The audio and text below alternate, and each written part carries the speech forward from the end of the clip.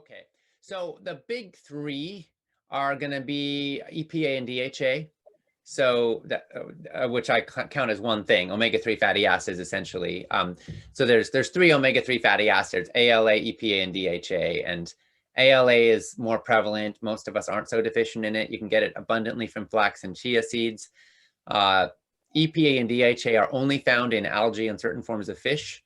And your body can convert ALA to EPA and DHA, but not everyone does so efficiently. So that's number one. Number two is going to be B12. The average, about 20% of Americans are deficient in B12. It's particularly problematic for vegans because B12 is only found pretty much in animal products.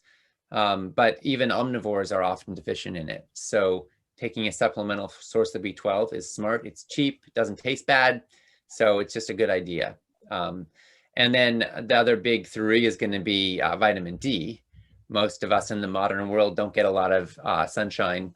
We need probably about a half hour a day over half our body in order to make our own D3 in optimal quantities.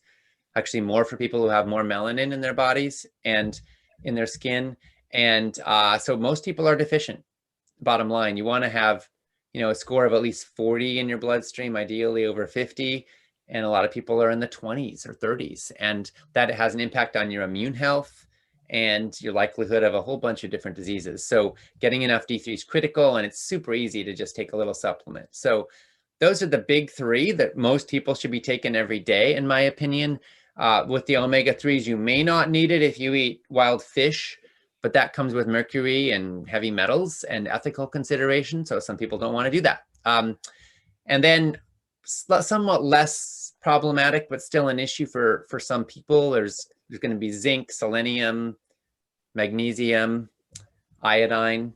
A lot of people get enough of those, but it doesn't hurt to consider supplementing with those if, and you can also get a blood test and find out whether there's any concerns there.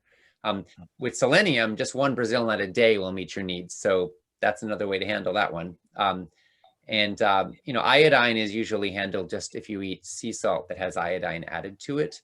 But some people don't eat as much sodium or are choosing to eat some of these fancier Himalayan salts and whatnot that haven't been iodized. And if that's the case, you could be in danger of deficiency because it's only found in certain seaweeds, a little bit in certain fish, but a lot of people aren't getting much iodine. And iodine is important for thyroid function. It's the #1 nutrient most linked to healthy thyroid. So you hear about all the hypothyroidism and hyperthyroidism and Hashimoto's and so forth going around, and a huge percentage of that is linked to iodine deficiency.